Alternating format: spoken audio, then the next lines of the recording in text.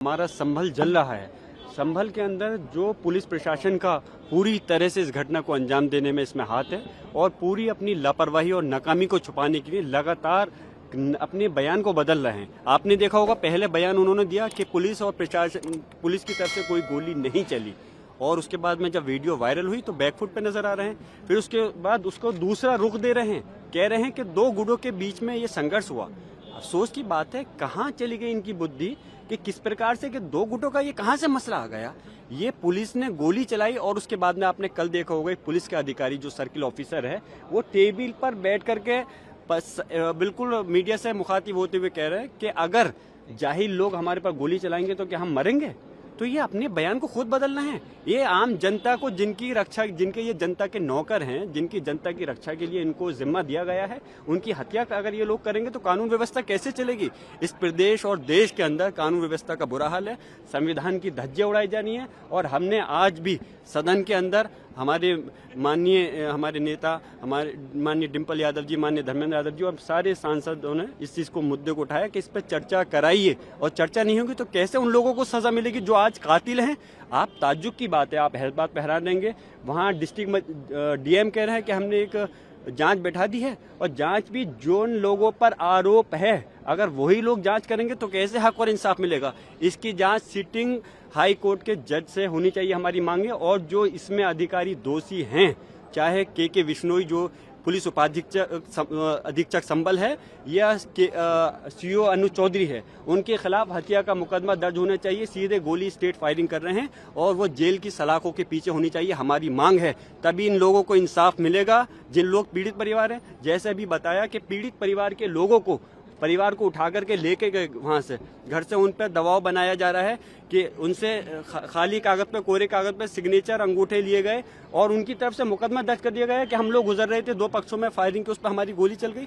ऐसा जुल्म ज्यादती होगा तो क्या कानून रहेगा। आप लोग चौथा स्तंभ है, मेरी मांग है आप लोग सच्चाई दिखाइए। पार्टीज भी आप लोगों के साथ बिल्कुल पूरी हमारी सपा के साथ में, समाजवादी पार्टी के साथ इस संभल की घटना पर पूरे इंडिया गठबंधन साथ है और सब चाहते हैं इस पर चर्चा होनी चाहिए और उन दोषी अधिकारियों के खिलाफ सख्त एक्शन होते हुए कार्रवाई होनी चाहिए। आपके खिलाफ फुटेज भी दिखाया है जिसमें ये दिखाया जा रहा है कि कैसे दो गुटों के, एक गुट के लोग हैं जिन्होंने मुंह पे कपड़ा बांधा हुआ है, देसी पिस्टल मिली है और कैसे वो इंसाइट कर रहे हैं क्राउड को। आपको इस सीसीटीवी फुटेज मैं एक बात कहना चाहूंगा, इस प्रश्न के लिए आप ही लोग मुझसे अच्छा जवाब देते तो चौथा स्तंभ होने के नाते मुझे और खुशी होती। कपड़ा बांध करके मैं पूछ रहा हूँ, अगर इसमें इसकी जगह पर कल को आपके भी बच्चा हो सकता था, इन पुलिस अधिकारियों का भी बच्चा हो सकता था, अगर क्या उसके साथ भी ऐसे ये गोली उठा करके मारते। आप हैरान होंगे, एक व्यक्ति को जिन्होंने लाठी मारते मारते गिर गया उसको पिस्टल से निकाल के गोली मार दी गई। ये कोई दूसरी देश के नागरिक इस देश के दुश्मन थोड़ी हैं। इस हिंदुस्तान के सिटीजन है, नागरिक हैं, उनके साथ में ऐसा जुल्म ज्यादती अत्याचार। और मैं एक बात और बताता चलूं, ये कोई हिंदू मुस्लिम का झगड़ा नहीं है, कोई संभल के अंदर कोई हिंदू सामने नहीं है। अरे हिंदू तो छोड़ दूर की बात है, तो फिर मुसलमान आपस में कहां से सामने आ जाएंगे। ये तो तंत्र को सामने ला करके चंद शरारती तत्व थे, जो 8 लोग थे जिन्होंने दायर की है। बाकी पुलिस और प्रशासन इस घटना का जिम्मेदार है।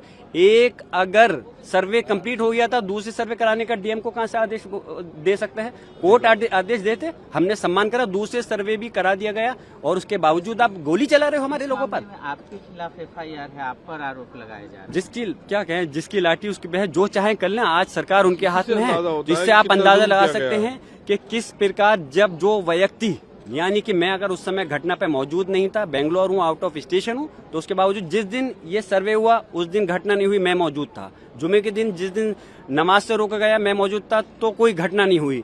और जिस दिन मैं मौजूद नहीं हूँ तो बलवा मैंने करा दिया। इन लोगों को तो नोबेल प्राइज मिलना चाहिए जिस प्रकार से ये काम कर रहे हैं। और शर्म, पूरा देश शर्मसार है और देश नहीं पूरे दुनिया के सामने देश की जो छवि खराब हो रही है। मैं मांग करता हूं कि प्रधानमंत्री महोदय को आगे आना चाहिए और इसमें जाकर के हालात को देखें। मणिपुर नहीं बनाए संभल को, मणिपुर के अंदर तो उन्होंने जाने की जहमत नहीं करी, लेकिन संभल का जो सूरत हाल हो रही है बहुत अफसोस की बात है। जो हट धर्मी तानाशाही चल रही है इस पे लगाम लगनी चाहिए। जो अननेम्ड FIR हुई है उनकी आड़ में लोगों को परेशान किया जा रहा है, टॉर्चर किया जा रहा है, उसको तुरंत रुकना चाहिए। ऐसी हमारी सारी माननीय सांसदों की मांग है, समाजवादी पार्टी के इंडिया गठबंधन की मांग है। बहुत बहुत शुक्रिया।